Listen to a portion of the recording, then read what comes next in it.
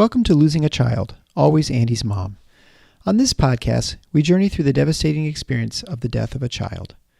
Grief is seldom discussed openly in our culture, and the death of a child makes people feel even more uncomfortable. We approach the topic openly and honestly, speaking to people who have lost loved ones and experts who help care for them. Whether you are a parent experiencing loss or someone who wants to support another going through this tragedy, this podcast strives to offer hope and help.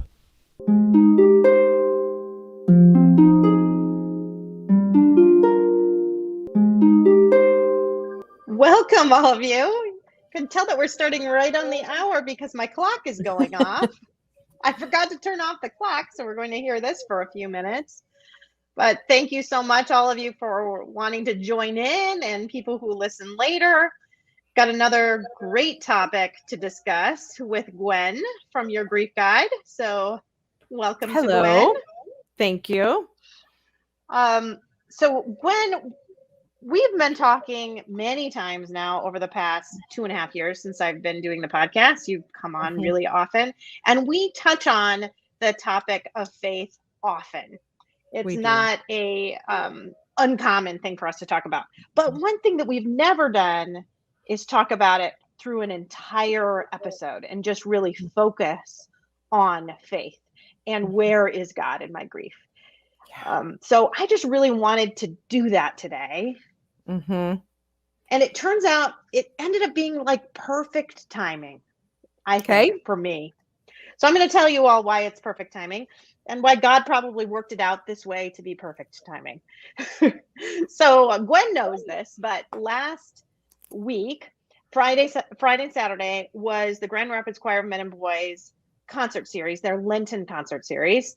And I wanted to go. Eric was on call, unfortunately. So I asked Peter if he wanted to go. The two of us are going to go together. And I was not excited for it, but wanting to go anyway. So, and I feel like grieving parents can understand this a little bit, that when I go to these concerts, I feel Andy. I feel him. I close my eyes. I can hear him. I close my eyes. I see him standing in the front row, singing his heart out. It almost feels like a holy kind of experience for me because they're singing this spiritual music. It's old music. It's in that old British choral Men and Boys choir tradition. It's all faith-based. It's beautiful. I knew that they were going to sing the Miserere. It's very famous to people that know old music, but they sing that every year at the Lenten concert. And Andy had a solo in that the year before he died. And in fact, when we had, before the visitation for Andy, the very first time I had seen him after he died, he was in the funeral home in the casket, and they had that song playing and him singing the solo. I mean, they didn't know. I just gave them that music to be playing, the choir music to be playing during the time. And so they had just started it ahead of time. And it was on that song with my word. In that moment, right? I know I've never shared that with you before. I've never. No. But it was very moving, to be hearing him sing that in that moment when I saw him. So I knew that song was going to be sung. So I knew it was going to be hard. I opened up the program. Very front page is a little thing about Andy, a whole page, because they are next year going to have the now first Andy Larson Memorial Concert will be next year. It was supposed to be, in 2020, right, every 2 years. And now the first one will be 2023, but they had a little synopsis. And so that got me kind of emotional. And then the director stood up in front and said, not only will we be doing our normal Lenten readings for this concert, but we will also be reading excerpts from the book Lament for a Son and discuss the pain of losing a son. And we have the author of that book here, Nicholas Walterstorff, and his wife are in the audience. So if any of you remember that I got 8 copies of one book after Andy died, it was Lament for a Son. I got 8 copies of that book. And to have it just announced that was going to be a topic there, I literally could not breathe. I was completely like hyperventilating, almost choking. Peter's grabbing my hand. I think he's thinking, what's happening to her? She can't breathe at all. It Mhm. was unbelievable. It was awful, right? I mean, awful. And I'm sitting there not knowing what to do, not knowing whether to run. I'm in the back row. I mean, I sat in the back row Good on thinking. purpose, Mhm. but I'm thinking about just fleeing. And what should happen? But a friend of mine walks in with her son, who's a year older than Peter, a year younger than Andy. They sang in the choir together all these years. He walked in, and Charlie sat down right beside Peter, and his mom scooted all the way in, sat beside me, took my head, laid it on her shoulder, and let me sob on her Mm. shoulder. And I thought, in the horribleness of that, God sent her Mhm. right there Yeah. when I needed it, right? I needed someone right there because I was panicking. Mhm. And this was going to be way harder than I thought. And it's like God knew and put her there just late enough that she Mhm. had to end up sitting in the back row, and she could see me completely fall apart. I mean, there were 3 or 4 people that turned around and were staring out, what's this crazy Mhm. sounds coming from the back row. Right. So anyway, I just wanted to bring that up. And then throughout the service, of course, it's difficult, right? There are all these readings about losing a son and the pain of losing a son. It's unbelievable. And then it gets to the second to the last song, and they sing a song entitled "In My Father's House," which is the song they sang at every concert the year after Andy died, dedicated to him. And it was supposed to be the opening song on the CD that they were releasing in Andy's name that never got released because of COVID. They only had 80% of it completed before the shutdown and haven't finished it yet. So anyway, it was overwhelming, but to have her there, I just felt like God sent her there to me. And then as I'm listening at the end to "In My Father's House," and then the very last song was called "The Road Home," and all I kept thinking about was heaven and how I Mm. just wanted to be there. Yeah. Mhm. I was just so sad, and I was so tired, and I just was in so much pain. I thought to myself, why can't I just be there? Mhm. Yeah. So that's why I thought it ended up being perfect. That I had that kind of weekend and that kind of like struggle with faith and feeling all this pain, but ultimately feeling like just this longing for heaven, Mhm. that this ended up being the right time to have Mhm. this talk with you. Yeah. We have so many more reasons to go to heaven for than we had before, right? Right. Yeah. Right. Mhm. It takes on a whole different meaning. Yeah. Yeah. And it's so funny because I was sitting there at the end listening to those songs, thinking about how I just wanted to be in heaven. And I thought to myself, but who can I say that to? Who's not going to like panic and that Well, I'm actively suicidal? And I thought of you actually. I thought mhm. I could probably call Gwen. She would know that Mhm. I'm not like, Right. and Yeah. and But and look, it's just it's I just mean, those things. you're Anyway, getting the love here from, some of your listeners, I am I getting some feel love. that, Thank you, me ladies. too. The hearts and the things, there's probably not a bereaved mom or dad on the planet that doesn't say they get that, that heaven is just I mean, your heart's there. I mean, that's what happened. Part of your heart is there, and it's there in a different way, than before your child died. Yeah, yeah, yeah. Yeah. So this topic of what happens, I was writing down some words as you were talking. I mean, the where, the questioning, where is God? And that um, separation and just some of the things that you talked about. And we'll get to the cool part about, you seeing God by your friend coming in and being there for you.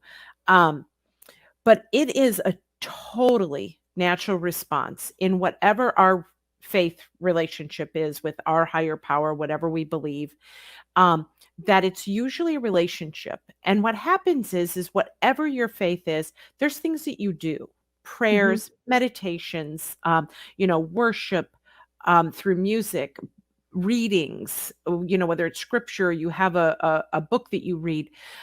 So there's things that we do. So that's kind of like our giving to our God and what we believe in.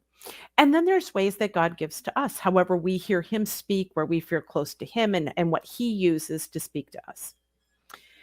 So go ahead. Well, and that's what I was going to say. And that's what I sometimes hear from people feeling like they don't feel that. They don't feel that back their grief? because you're just in their grief, right? Because you're feeling absolutely. so incredibly alone.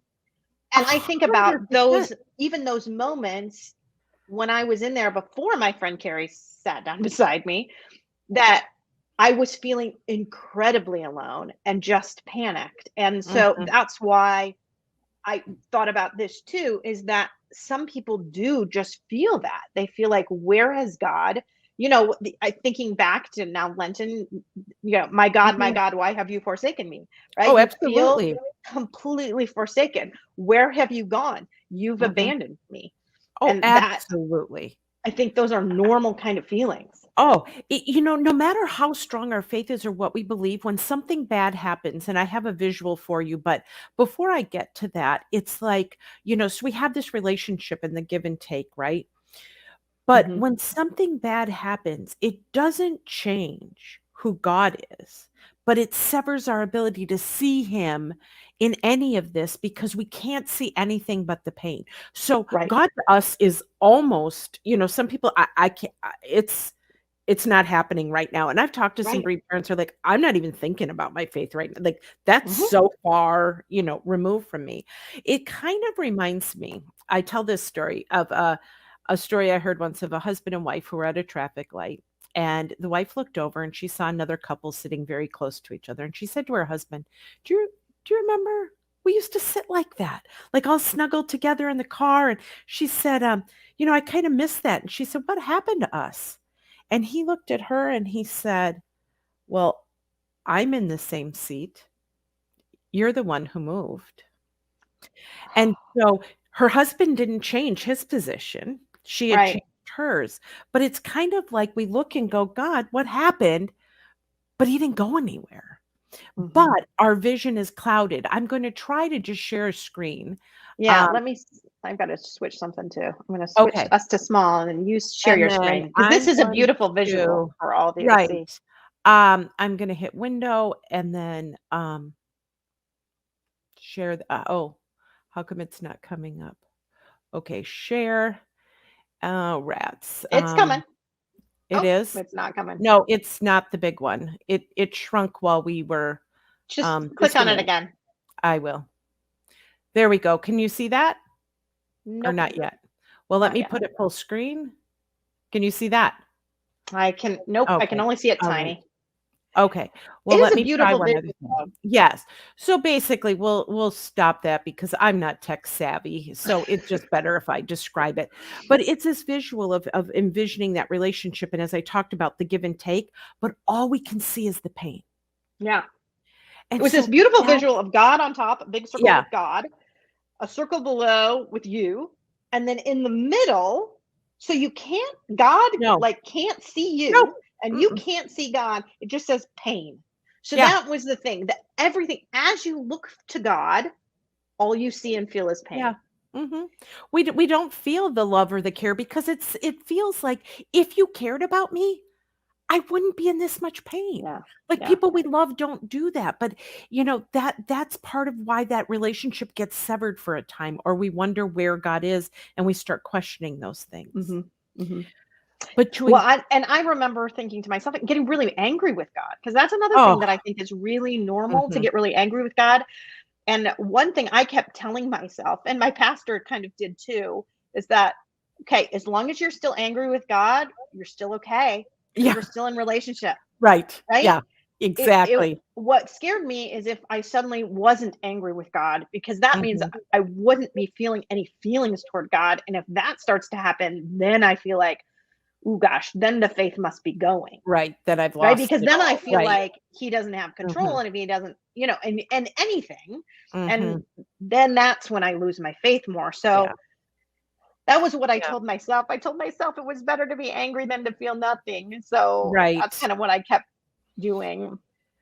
So what I tell people is we tend to look up like, God, where are you? And in those moments of pain when we can't see that, what I tell people is to look to your left and look to your right more often. And that's where you can see those God moments of who he Mhm. sends.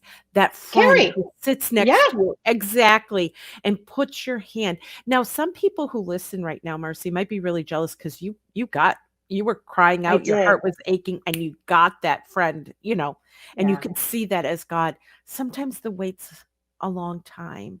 Yeah. But the other thing is sometimes we get it, but we don't see it for what it is. You were so in tune to, that you could see right away, wow, God cares about me because he sent this person.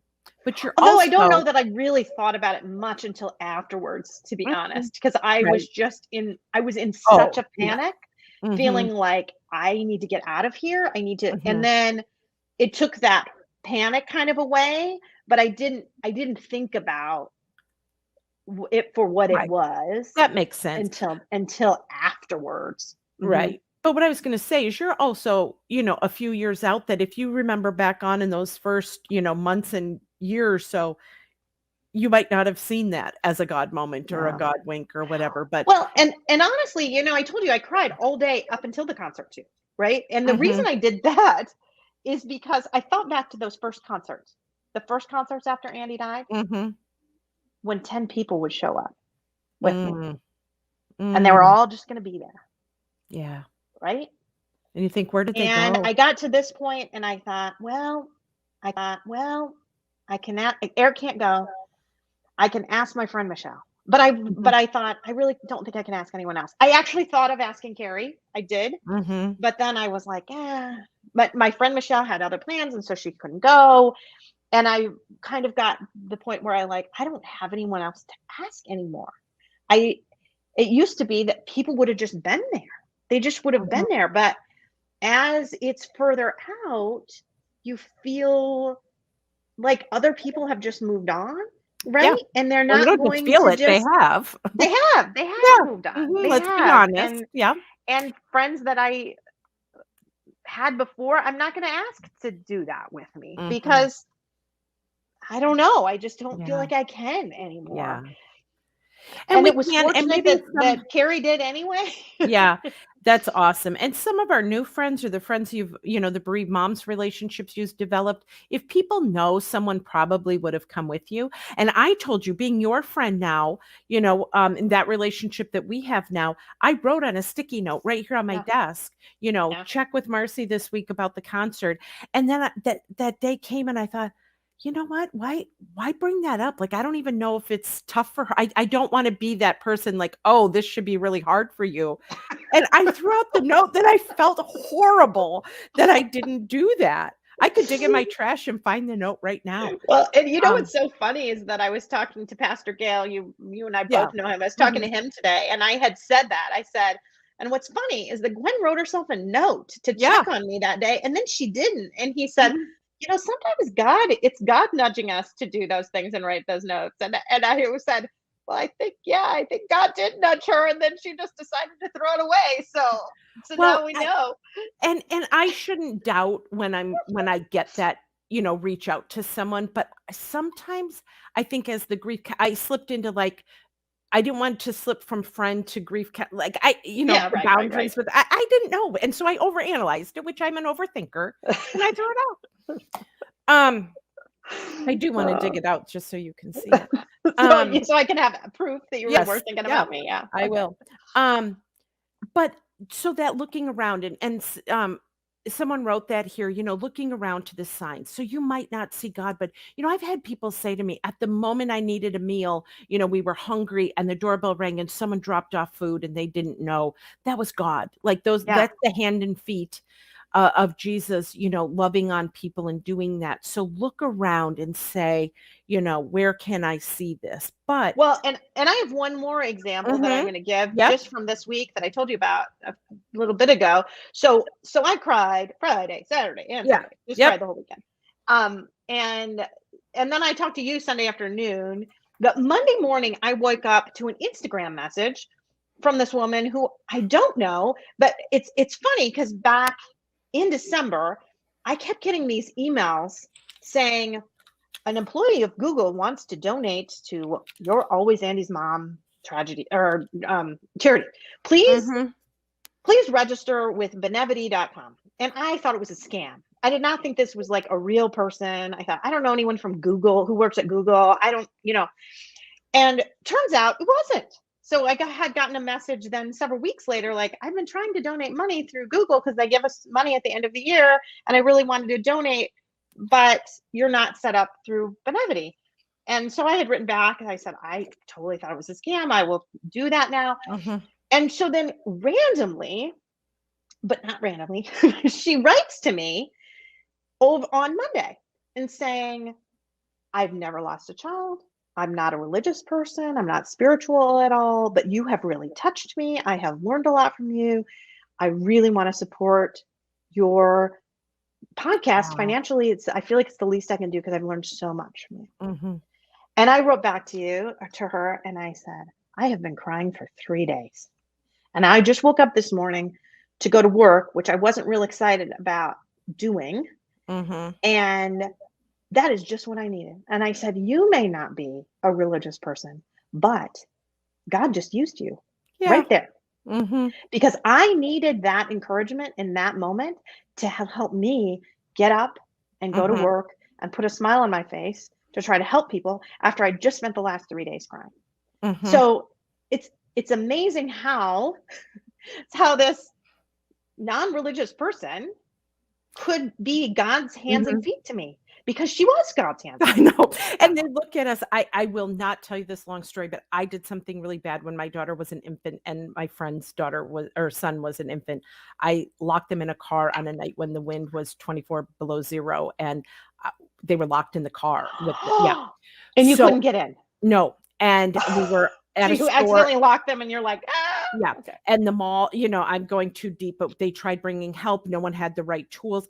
And I just cried out to God, I need help now.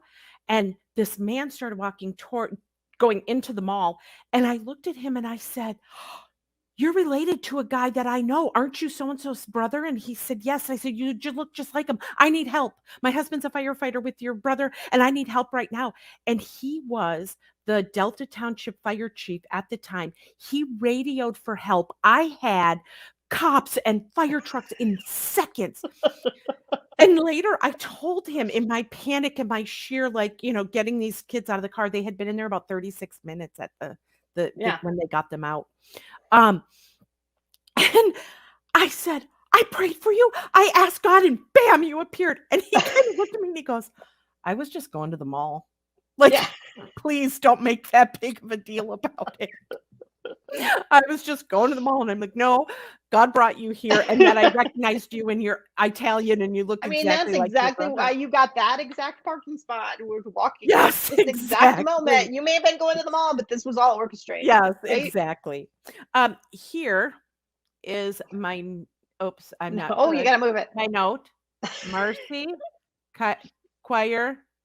Concert. Very good. Yes, I believe you. I did believe you before, but it's funny you brought it out of the trash. Wiggled all around and got it out of the trash. But, so those kinds of moments, and I think, Marcy, you and I have had episodes where we talked about meaning making and share, meanings or good stories where you see your child and feel connected. But one of the things, if people have any of these moments, they could write in some God winks or some moments where they were at their end and they weren't, trusting or believing and felt abandoned. And then something poured into their life or someone, a note, a card, a text, a friend next to you at a concert. We'd love to hear those. I mean, I think that would be really neat. Yeah, I do too. It'd be great to write in. And if anybody has any questions for Gwen or for me, that would be good to ask some questions too. We'd love that. Yeah, I would love that. Mhm. Because, I could talk about this forever, and I do have a few other points to bring up, but I do think that, hearing from the people might what they want to know. Um, it's interesting because when we were talking about, people who might not necessarily be religious, my office at the funeral home was directly above the chapel, probably Mhm. because I didn't move around a lot. I wasn't, so they gave me the quiet office above the chapel. So I heard funerals every day, the songs, Mhm. the scripture, I could hear them. And I can't tell you, I could make a guess that 89.9% of funerals use the 23rd Psalm, whether Right. they're religious or not. I heard Yeah. the 23rd Psalm every day of my Mhm. life. I know it by heart. But what's interesting is that people use that, and there's just so much about when we're hurting in that. Mhm. And one of the key things that I always like to point out is, verse 4, I think it is. Yeah. But yeah, I think it is. I gotta, Well, you says, better read it now. You have well, it? I I do. will pull it up. I know it by heart. Okay, go ahead. Yeah, the Lord is my shepherd, I shall not want, those, Right, but right, right. okay. So it says he makes me, now it says, yea, though I walk through the valley of the shadow of death. That I Mhm. think I'm getting to my Bible here, verse, did what the 23rd Psalm. I have dyslexia. I was on the 34th. Okay. Okay. Here I we got go. it too. The Lord is my shepherd, I shall lack nothing. He makes me lie down in green pastures. He leads me beside quiet waters. He restores my soul. He guides me in paths of righteousness for his name's sake. Even though I walk through the valley of the shadow of death, I will fear no evil, for you are with me. Your rod and your staff, they comfort me. Now, the part that I like about verse 4 is it says, I will walk through the valley. It doesn't say we're stuck there. It Yeah. doesn't say that we have to be there forever, that things in life are a process. I mean, we don't stay young forever. We don't stay in one household forever. Oftentimes, we don't stay in a job forever.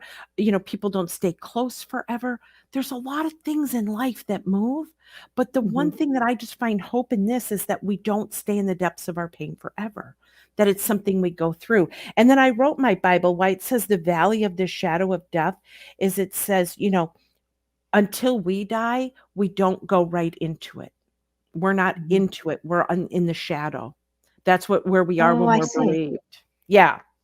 But all that the stuff, and then the comfort comes after that. Thy rod and thy staff, they comfort me. But I think it's encouraging to know that it's a process that we go through. Well, and I know that I talked about how I got little bits of encouragement, but also said that I cried for 3 days. So Right. I really was down for a long time. I Right. mean, I was feeling like I was in the depths for a long time. Right. It was a hard times to go through. I'm glad that I did, and there's no question I still did feel Andy there. Mhm. I did feel him, and it was also interesting. I got to meet with Nicholas Waltersdorf and his wife Mhm. after the concert. I had the director introduce us, and he's a very sweet man, 90 years old now, Yeah. and his wife. And it's funny because I said to him, "I got 8 copies of your book after my son died," and he said, "Oh, that wasn't good for you. That was too early Mhm. for you." And I thought, what a great thing for him to say because guess Mhm. what? It was too early for me, and Mhm. I didn't really like it at the Mhm. time when I read Mhm. it. Now Eric loved it. He got a ton out of it. I did Mhm. not. I did Right. not. But and it was one of those things like, so I have to tell this man that I got 8 copies of his book, but I couldn't actually finish reading it at Mhm. the time. Like, how do I Well, say that to this man? he But gets it though. But he got it. He got it Mhm. at the very beginning. He said that to me. "Oh, that Mhm. was too early for you." He, like, apologized for people giving me the book in the days after my son died Mm. because and he was 100% right. I mean, everybody they give you all these books because they, like, want to give you something to make it better. Mhm.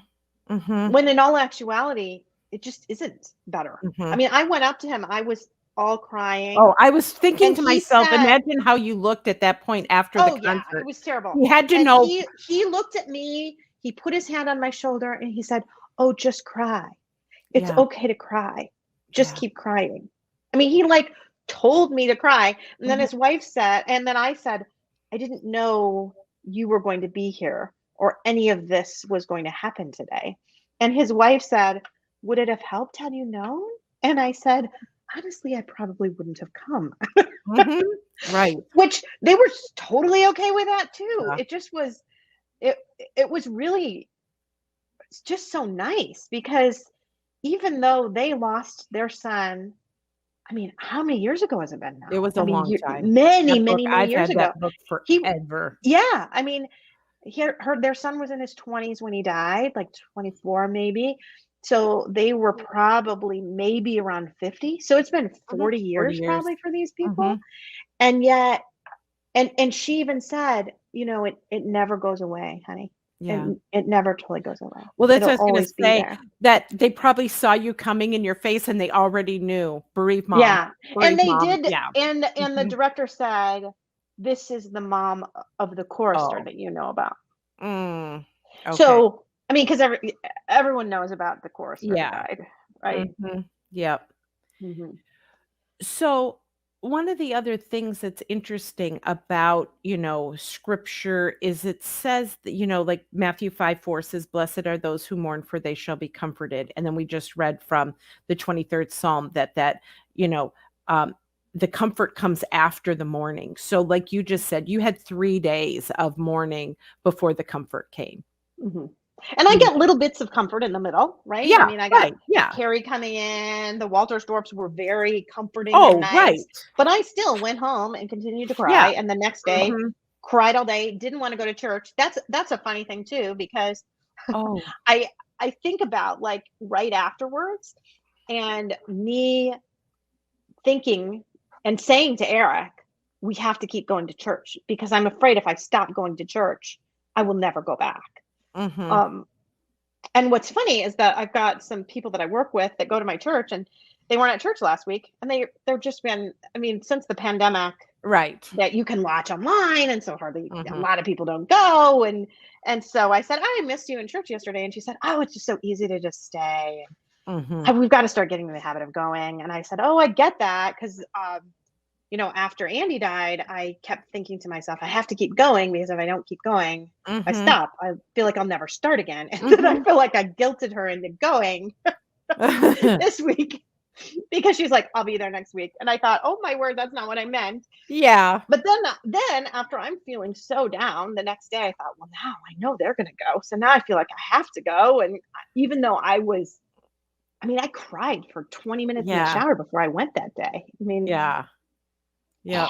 Well, it and was just your challenging. point is that sometimes people don't feel like going, and that's the other thing we wanna talk about, is that you don't necessarily have to go, or Yeah, you're you right. go to a You're right. different service, you maybe sit in a different spot. I know especially for families and well, everyone who's bereaved, if they worshiped with their person, there's that empty Mhm, space, right? mhm. There's so many memories there, and so sometimes sitting in a different spot, but for a widow, I always tell them maybe find someone else to sit with because they feel so all alone during church, but, um and even if we don't feel like it, go anyway because practicing something that we know is good for us and good for our soul. So many people exercise even when they don't feel like it because they know it's good for them. Many people ate a Mhm, salad today and had a really healthy dinner tonight, not because they felt like it, um, but we ate it because we know it's good for us. So mhm. going to our place of worship and practicing what our faith tells us to practice is good for us even when we don't feel like it. Well, and you can do that not like you said, not in the exact same way. So, for Mhm. example, I could not I still have problems with the sharing of the peace. We do this sharing of the peace at church, Okay. and I really, really, really don't like it now. I Mhm. don't. I feel like it's just you're shaking somebody's hand and they're already looking at the next person, peace of the Lord be with you. And you're already looking to find the next person and you're not really meaning it at all. It's just like, it's just habit, or I don't know. It bothers me and I don't like it. So what I would do, what I started going is before the sharing of the peace, I would leave. I would leave and I would hide. I would hide in the kitchen. I would hide in the bathroom. I would hide somewhere. And then after that was done, then I would come back. But I just felt like that's what I could do. And occasionally things would get so bad that I would leave entirely and go up to a different part of the church. And that those are coping things. I want to go back to two things that our viewers have said. Candace said, my faith really helped me. And it's interesting because some people, it really does feed into them and there is no severing of the relationship and they don't have a hard time with that. But we wanted to start out by recognizing that for some people, if there is that block there, kind of thing. But for some people, it just stays solid all the way through and it just gives life and breath to them. Right. And we're so thankful for that and the hope that it gives us. And Sandy, comment here, try being the organist and crying while playing, not easy. I know. I was thinking about that too. Well, I was one of the vocalists for the worship band and I didn't do that for 3 years. Yeah. So, and you don't have a choice when you're the organist because that's like a position. It's not like somebody can fill in for you. Right. For me, somebody else just had to do it because I couldn't do it. There's no way I could do it. 3 years later I could, but as the organist, you're kind of stuck. Yeah. Well, we had a pastor speak at a Starlight event one time, and he shared that after his daughter died by suicide, that it was the year anniversary of her death fell on a Sunday and no one else recognized it. And he, kind of just got in that position. Well, no one's, offering for me to have the Sunday off. No one's really remembering. I should just, do it. Blah, blah. And he said it was horrible. It was horrible to have to be up there and to minister to all the people when his heart on the 1 year anniversary was so broken. So many times when we're in a point of service and serving at our place of worship, it does make it very hard when we need to take a break or it's too hard for us to go. And I do tell people, and, I don't know Sandy's situation and other people's, but sometimes when we are in charge of something and we're bereaved, we have to ask to kind of step back for a time because it's too hard to maintain the level of serving and ministering to others that we had before. So it's not wrong to take a break from that too. Just say it. Well, no, if you can, it's just, if you can't. Right. Really hard too. I mean, I think too, back our very first Easter after Andy died, his birthday was his birthday. His birthday fell on Easter Sunday. And I tell you, it's sort of tainted Easter a bit for me. And of course, you say that to people. I'm like, oh, that's so beautiful. His first birthday in heaven. It was Easter. Imagine all the rejoicing in heaven on Easter. Okay, really? Because I'm sure that's all true. But for me, it gives me a little more pain. And it's it's a little harder to be in this rejoicing mood when I'm just thinking about my son's birthday, right? And the fact that he may be rejoicing in heaven, but I really want him rejoicing here. Right. So, well, Mary Pat just wrote, Easter feels too hard. Mary Pat, I'm reminded of a book that I read called Keepsakes of the Heart. And she had her husband, son, brother, and dad all die in the same plane crash. And she was invited to a Good Friday, like outdoor sunrise service. And they died in the, I think, early fall. So this would have been, 6 months later, spring. Yeah. And she went and she said, everyone's singing praises on this beautiful Good Friday sunrise service. And she said, Easter Sunday. Yeah. No, this was Good Friday. It was a Good Friday okay. Sunrise service. And she said it was outdoors. And she said before she knew it, she was rocking back and forth screaming, "I hate you, God. I hate you, God. I hate you, God." And she was having that battle with God as everyone else was singing. And, I don't remember exactly how she tied it up in the book. I remember some other parts of her faith journey, which were amazing, but um, just that crying out and that questioning is just a part of it too. You and I did a segment on lament, and we looked at Yeah. that crying out. All of worship doesn't look like, praise Jesus, or Yeah. so some of it is just that battling it out, and where are you? And Mm-hmm. um Mm-hmm. yeah, everyone with their families is definitely a hard Yeah. one for sure. My daughter Well, passed and then Mother's Day. Candace wrote, my daughter passed Yeah, on Mother's Day weekend. That will never be the same. And never. certainly not. Mm-mm, Certainly not. mm-mm. Nope.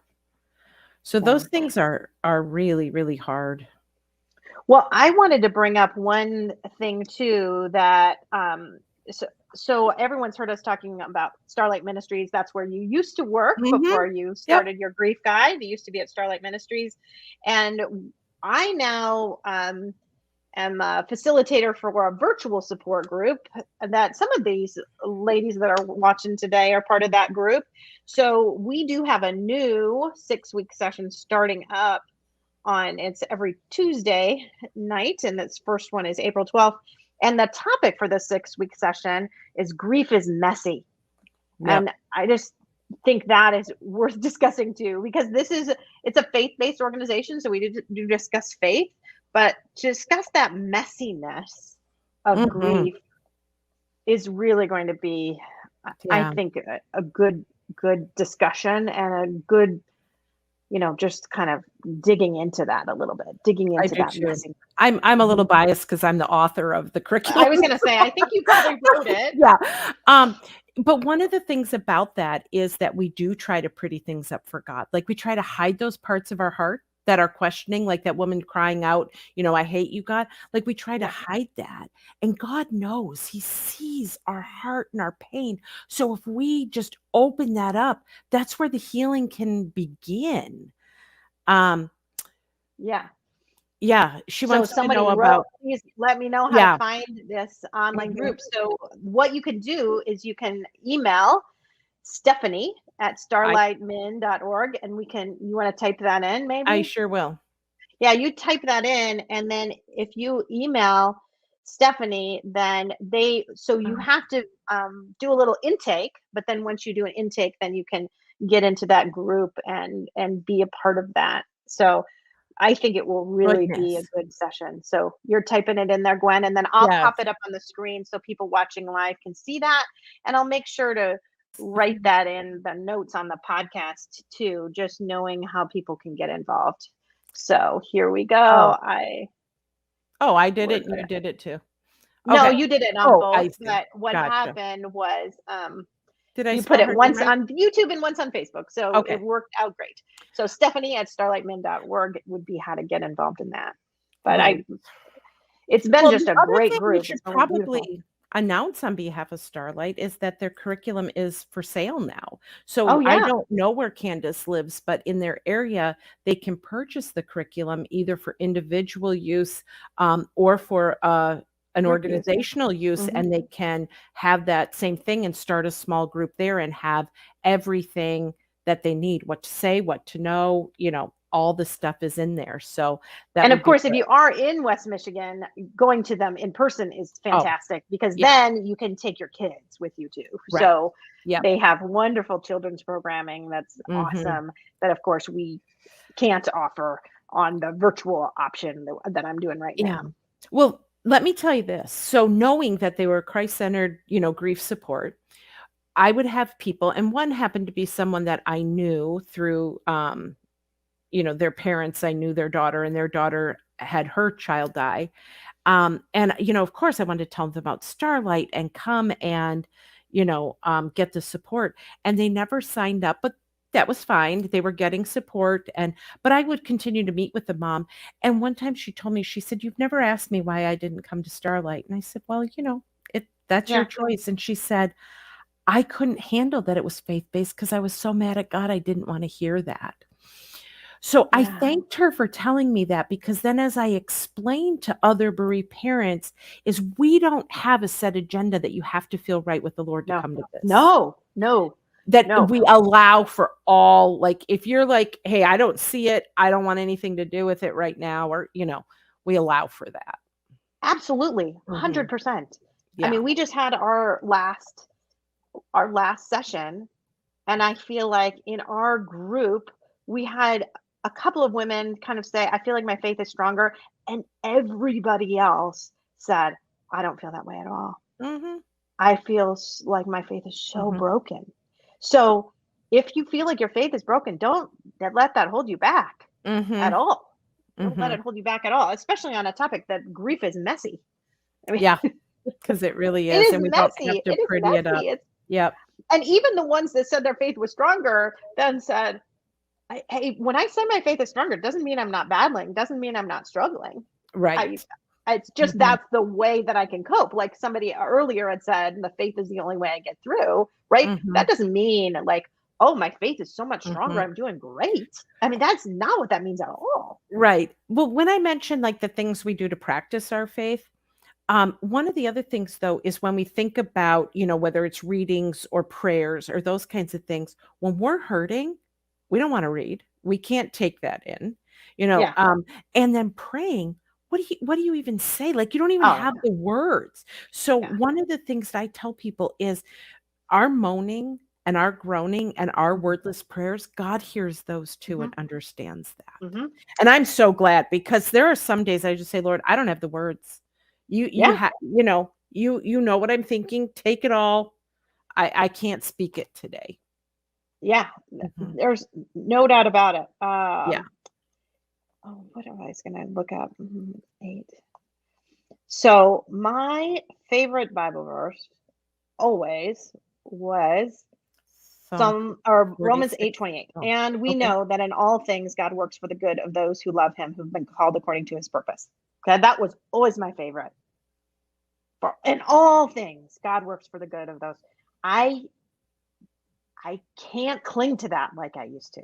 And Mhm. I clung to that. The reason I clung to that verse was after my mother died, actually. So it was when I was in grief. I could Mhm. say to myself, there will be good from this. As Mhm. much as it hurts, there will be good from this. But then the pain was so intense with Andy that I couldn't cling to that anymore. And I Mhm. started clinging to a verse about God hearing our groanings, which I cannot think of what Mhm. that verse is now, right now, but that when we don't have the words to pray, Mhm. Mhm. God will hear me groan. And Yes. that's what I replaced it with. So I replaced it with this beautiful, like everything works for Yeah. good Yeah. to Right. all I have to do is groan and know that God's hearing me. I And I I put a few extra words in Romans 8:28, because I've just had to, in the fact that all things work together for good, but I might not see it in my lifetime. All yeah, things work together for good, but I might not ever know why. So I'm excluded from the knowledge of how that works, but yeah, it's still yeah. true, right? Well, and I'm not saying it's not true. I just Yes. can't No, I know I you're just not. don't. I mean, Mhm. people used to ask me all the time, what's your favorite Bible verse? And that's what I used to say. Oh, That's what I used to say. Oh, yeah, it okay, here doesn't we say what go. book it's from, but it's verses 26 and 27. What is that? Oh, I think that just, And he yeah, searches the yep. heart and knows the mind of the spirit. Um, Yes. So anyway, I'll put it up. I can show it up on yeah, the screen. So just help that the spirit intercedes for us through wordless groans. Yeah, that's yeah, beautiful. That's beautiful. mhm, yeah. Um, Oh, yeah, also in Romans 8, yeah. So it's just a little bit ahead of it. oh, yeah. Oh, exactly. So you went, okay, that makes sense. Um, yeah, so just knowing that we don't we still like, believing in something is, and knowing it, um, Yeah. but not having it be a feeling or what drives us right then, right? Like, you can Yep. have hope and feel lost at the same time. You can have joy and sorrow. You can, living in those two realities, especially Hmm. when we're bereaved. That's very true. You can praise God and curse God at the same time. I think I do. I mean, Yeah. I think I do often, Yeah. right? I mean, Yeah. for You know, sure. I mean, I've been angry with God, but yet there's no way I could get through it without him. yeah. And it's funny because you just shared that that woman, there was no way she could go to Starlight because she couldn't handle anything faith based. Mhm. And yet, when I was looking at Starlight, we also um, put in a like a little application process for a non-faith based parent Mhm. support group here in Grand Rapids. That's a great group. And Mhm. when they called me back to have us go, I said, I think we're gonna go with Starlight because I have to have a faith-based one. Mhm. Even though I was telling you at the time, Yeah. I didn't feel like going to church. I was Mhm. mad at God. I wasn't feeling any sort of like love to God. I was just angry. And yet I felt like if I don't go somewhere that is going to give me a sense of hope in Mhm. what the kind of curriculum is, Mhm. that it doesn't have a little bit of hope in it, then I didn't feel like there was going to be a Mm. point. And maybe they had beautiful hope. I don't know. But I just knew that if I went to a faith based one, they definitely would have hope. Right. But see, again, you were practicing even if you didn't feel it or, experience that at that time, you knew you needed that. But, I think it's Demi who says, "I feel like I've lost my hope." We get that. And that's where we almost have to borrow hope from other people. Like, you don't have it, so you have to, you know, just trust that it will be restored and just borrow it from other people and say, "I don't feel it right now." But it will, prayerfully and hopefully be restored. Um, Oh, I love what Mary Pat just wrote here. I'll put it up on the screen too. I keep thinking of what Elizabeth Elliot said. Don't dig up and doubt what you planned in faith. yeah. So yeah, if you had that, it's easy to do sometimes, Yeah. but Well, to just try. my uncle was a pastor and he said, people would come to me all the time and say, "Why did God have this happen? Why did, this person die? Why did my marriage end? Why did I lose my business? Whatever. Why?" And he said, "Gwen, no one ever came and said, 'Why did we have a healthy child? Why did, I get a good job? Why do I have great health insurance? Why do no one ever questions Yeah. the good, but we question what we don't have." But that's that natural protest too Yeah, that's of the natural. something that we love and have that's been taken from us. There's a protest that happens in that. We definitely get that. Okay, Um, and that Mary Pat quote, should have been, "Don't dig up and doubt what you planted in planted faith." And that faith. does make more sense. Yeah. Yes, what you planted Mhm. in faith. Yeah. So, you know, I, I know we just have a few more minutes left, and I hope if anyone else has any other questions, but I think expressing our faith, but like I said, practicing even when you don't feel like it. But then that other part for me, for bereaved people, and especially, to me saying, I don't seem to have hope right now, is Hmm. to rest in your faith. Like that rest, that place where you can just go and be, and you don't have to perform. You don't have to have a certain level of hope to be a Christ follower. Like it's okay that you're not in that spot, but resting in it. And Hmm. there's so many verses where Jesus, he says, "Cast all your cares upon me because I care for you." So he's saying, give it, give it. I care. Yeah. What are you worried about? Yeah. What's stressing you out about your hope here? Um, so we can keep doing that. And then the other part where he says, in Matthew, "Come unto me, all ye who are labor and are of heavy laden, and I will give you rest." Can you tell I memorized in the King James version as a little kid? Yes, for sure. Okay. um, you know, he we can go and just come and be restful. Right. But I think though to remind people that that's not a one-time deal. It's Yeah. it's again Yeah. and Mhm. and Yeah. again. I don't know how many times I have to cast my cares, Right. but I just have to keep casting them because what do I do? I'm like, okay, I'm gonna let go of this. Okay, I'm just gonna grab it back. Yeah. And let go Oh, and I grab it back. absolutely. And I guess the biggest thing is hopefully every time I give it up, when I take it back, maybe I take back just a little bit less. Mhm. Well, and the other thing is that we are like children. I mean, he is our heavenly Father, and we are his children. And how many times do our children keep coming after us and keep coming after us? And because of love, we say, yes, yes, we'll figure it out. Yes, we'll do that. Yes, you can have, more of this, or no, you can't right now. We did that in that loving relationship with our children.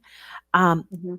God does that same thing with us. We can keep coming and keep asking, and Well, sometimes the answer and is like our no. children, when they are, keep messing up and then coming back and messing up Mm, and coming back, we still love them.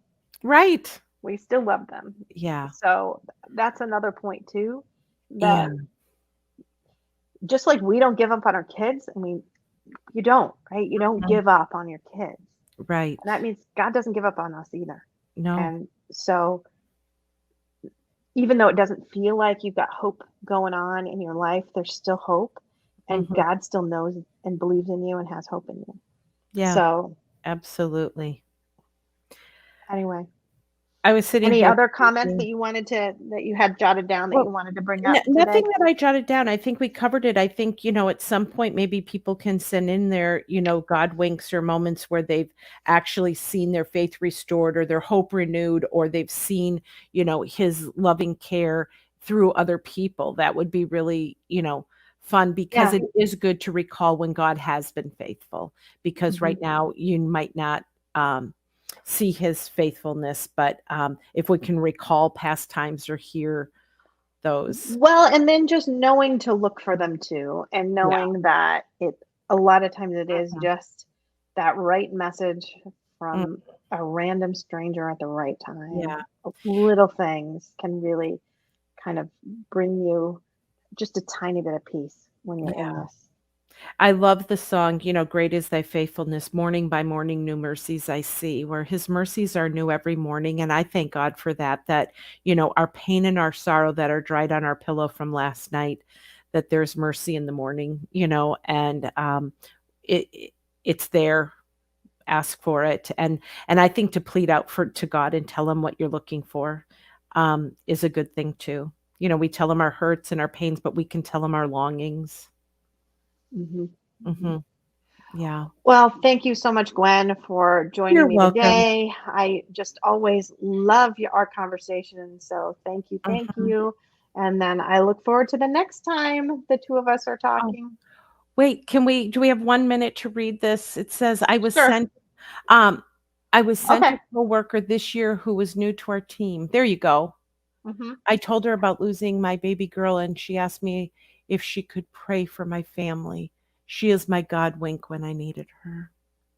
That's Oh, beautiful.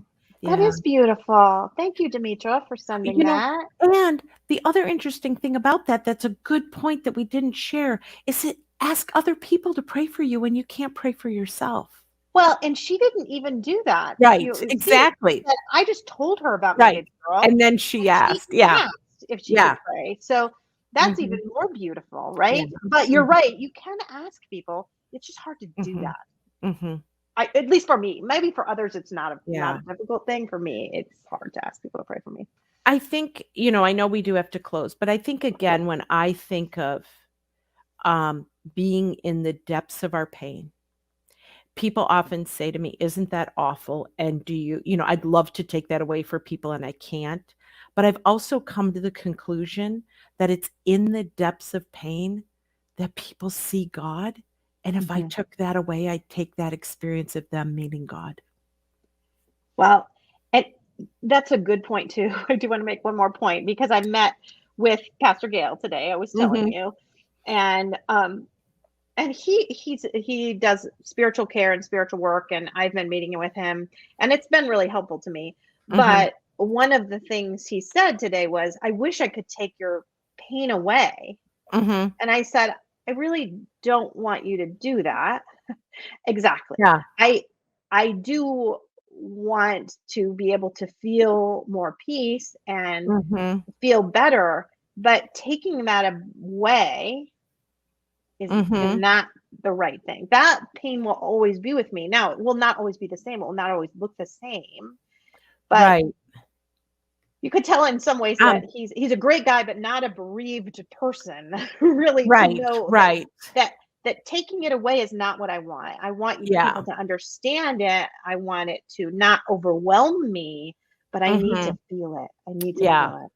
I put the link to Spiritual Care just because I know they also have Zoom and virtual meetings available. So if someone Yeah, wanted and to get they, on their like I said, resource. they've done wonderful things for Because me. the part of that Mhm. is sometimes, and I think this is good for us to mention, sometimes people's spiritual wounds are really deep. You Yeah. know, they're beyond what you and I covered today and talked about, and they're deep. And at Spiritual Care, they help take that out, but then clean that wound and go to those places in Yeah. a way that you and I didn't or can't in this time. So providing that resource, I think, is really good. And they have Well, a healing podcast. You've been they on do. it. I was just going to say they have Yeah. a podcast Yep. too, and the podcast episode that you're basically talking about is there's one called Soul Slivers. Yes. So Yep. that you have a Mhm. sliver in your soul and you have to Yeah. take out the sliver, and it'll hurt to take out the sliver, but before you can heal, that soul Mhm. sliver has to come out. So that's a Yeah. great episode if you want to get on Spiritual Care Consultants and do Right. that. But we are definitely out of We time are. because my Okay. clock's going Take off care. again. So I probably ought to Take go. care, But thank ladies you and so gentlemen. much. And I Yep. will see you next time. Bye-bye.